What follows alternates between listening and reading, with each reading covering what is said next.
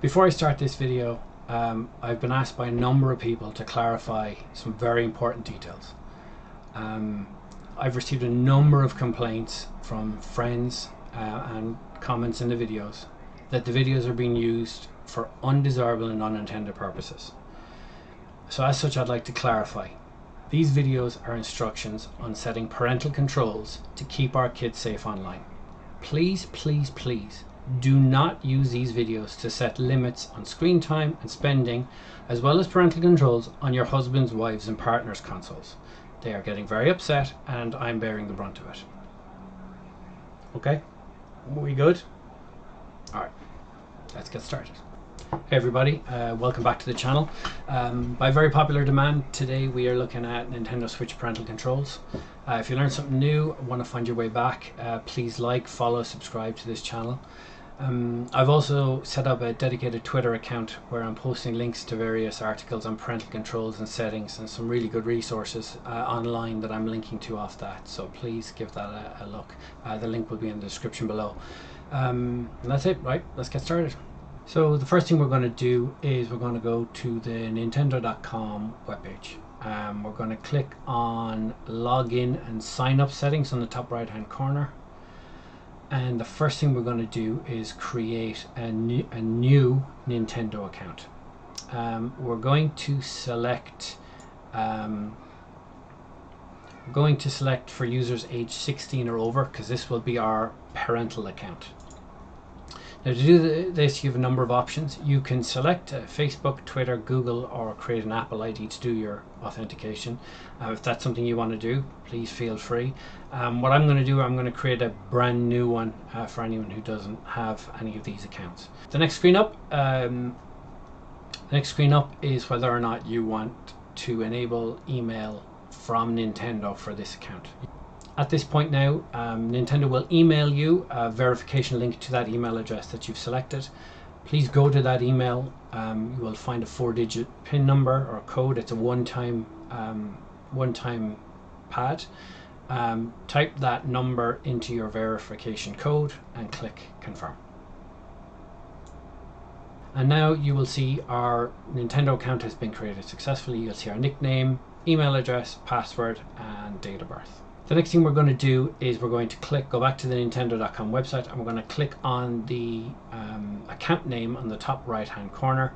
That will bring up the account menu where we will click on settings. So this is our Nintendo user account with all of our details, and there's a number of settings in here that we will look at later. But the main one we need right now is the family group setting. Under the family group setting, we're going to click add a member. You want to create a child account. Similar to the previous account creation settings, we're going to put in a nickname for your child. In this case, you can see I've put in an account for Andrew. We're going to put in a child sign-in ID. Password for the child account. Again, make sure it's a secure password and save it so that we can use it later on. You're going to select your child's date of birth. Now this is critically important, most importantly the year, to ensure that the account, when we put on age restrictions, will know what year and month your child has actually been born, so that it can apply the restrictions correctly. And finally, you can decide whether to set a gender or not. You click on behalf of your child, you agree to the terms and conditions. Please read them as I stated earlier, and then click submit.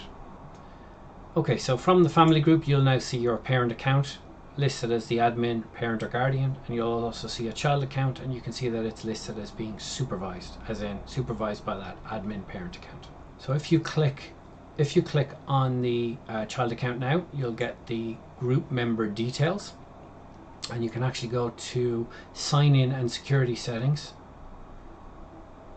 You select the spending restrictions, and you can decide whether or not to restrict spending in the Nintendo eShop.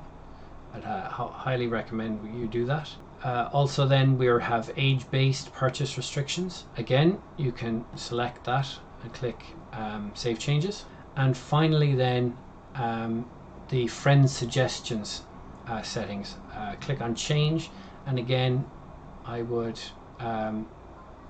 disable the ability for Nintendo to suggest friends to this account. The next setting we're going to look into is the shop menu. So if we click on that, this is where you can add funds to a Nintendo account. So for example, you can select the child account and you can add funds onto that account. You can use a credit card, you can use PayPal, whatever way you wish to do it. Right, so that's our account set up on Nintendo.com. So what we're going to do is now we're going to go to our Nintendo Switch, and we're actually going to create an account on the Nintendo Switch and associate it with the account that we created online. The first thing we're going to do now on the Nintendo Switch is go into System Settings. We're going to go to User and we're going to click Add User. We are going to select to create a new user. We will select an icon. So enter in a nickname. I would recommend you use the same nickname that was you listed on your Nintendo account creation, but in this case I'm just going to call the account John. So once that's created, we're going to click Sign In and Link, and at this point we're going to be prompted for the account details that we created for the parental account online. So fill in that information, and you can see there's the nickname that I created on the account earlier on, the email address and the date of birth, and we will click on Link. And that's it. That's our parental account created online, created a similar parental account on the device, and we've now linked the two accounts together. So we're good to go from a parental standpoint. Now we're going to click on Add User again, and we're going to repeat the same process. This case, this is the child account, so I'm going to put in a nickname for Andrew. Click OK, and now we're going to sign in and link that account to the child account that we created earlier. So we're going to sign in with using the email or sign-in ID. So as you remember, we didn't put in an email address for Andrew, but we did create a sign-in ID, which you can see is the Andrew1878 account, and also the password, the secure password that I set. So they're on the screenshot there in front of you. So they will have been the same details that you would have created in your account. So we sign in with those details to link this account to that child account online. Now that we've created our accounts on the Switch, and we've linked them to our accounts that we've created on Nintendo.com, now we get to the main part of the video, which is setting the parental controls. So we go to System Settings, Parental Controls, and Parental Control Settings. On this screen you'll find links to download the Nintendo Switch Parental Controls application, which you're going to see in this video in a minute. You can get it in the App Store or in Google Play. So download the application from one of these stores, and once that is successfully downloaded and installed, click on the if you've already downloaded this app. So the first thing you're going to see is the main page. Click Next. We're going to sign in with our Nintendo account. This is our parental account that we created earlier. So now the application is going to search for a Switch console to be connected to. So once we click Next, we're going to get a registration code appear on screen. I'm also going to show you what happens on the Switch at the exact same time. So as you can see, the Nintendo Switch is asking us for a 6-digit PIN. So from that application on your phone, enter the 6-digit PIN here on the Switch.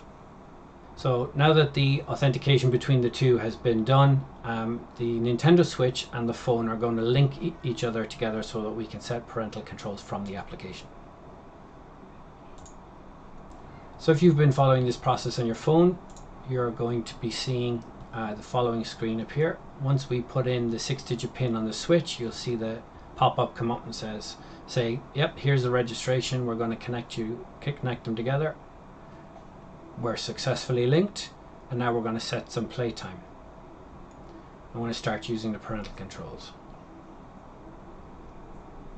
On the main screen, what you're going to see whenever you load up the application is the day and how much time the Switch has actually been used. So in this case, I've had my Switch turned on for 1 hour and 35 minutes as part of making this video, and that's what you're seeing on the screen there. On the bottom of the screen where the options are, we're going to choose Settings. So the first thing we're going to do is look in the top right hand corner, and you're going to see Disable Alarms for today. So for example, if you have set parental controls and you've locked the Switch down to only be playable for an hour, and just say that child account logs on and plays that game for an hour, and the device, which you'll see later, goes into sleep mode and doesn't allow it to be played anymore. Just say then a parent wants to come along and play a game later on in the day. The playtime for the day has been reached for that device, so you need to disable the parental controls temporarily. To do that, we're going to click the Disable Alarms for Today option. The first thing we're going to do is set some playtime limits. This can be done in a number of ways. You can simply select a playtime limit and it will be applied to every day, and then we can set a bedtime so that even if the playtime is still valid but we've reached bedtime, it will still log out the device. We also want to set the suspend software setting. If our child is playing a particular game and the playtime has been reached, it won't just log them off and lose all their settings. It will actually put the software into a suspended state, save their progress at that point, and allow the device to go into sleep mode. We can also set playtime individually per day. So sometimes you might want 2 hours playtime Monday to Friday, and you might want 4 hours or 4+ hours on a Saturday or Sunday, and this is how we do that.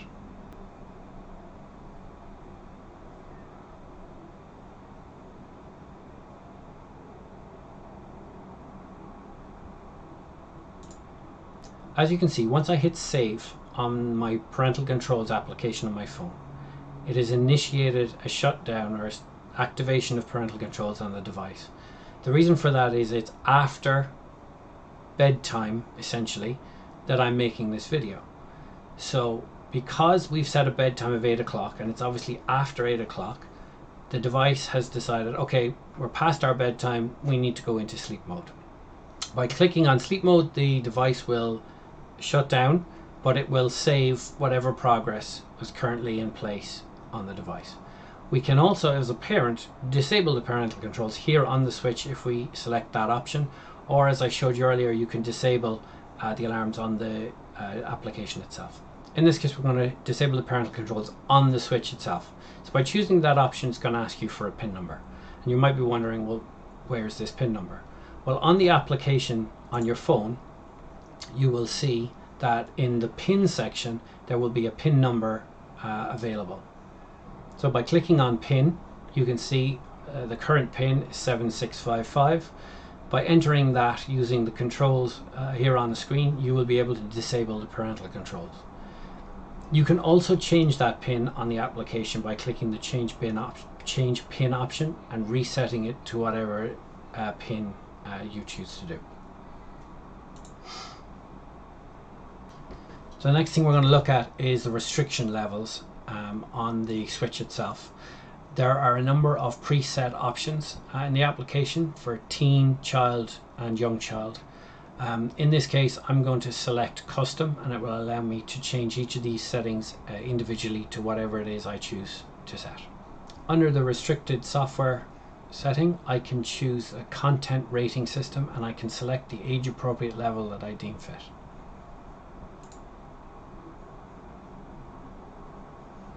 The second option is posting screenshots and videos to a social network. In this case, I restrict that and disable it. For free communication with others, this is one where everyone's going to have different settings in it. You can leave it disabled. In that case, the account can communicate with others through any particular games that are installed on the device. In this case, the only game that I want Andrew to be able to play and speak to his cousins online would be Minecraft. So in that case, I'm going to choose to restrict communication features on all applications and then deselect Minecraft, which means only in Minecraft will he be able to communicate with others. And as you can see, once we hit save, on the top left hand corner of the Switch, it lets us know, or lets a user know, that the restriction levels have been changed on the device. That's it for this video on the Nintendo Switch parental controls. I hope you found it useful. Please feel free to comment below. And that's it. It's long fall, and I'll catch you on the next one.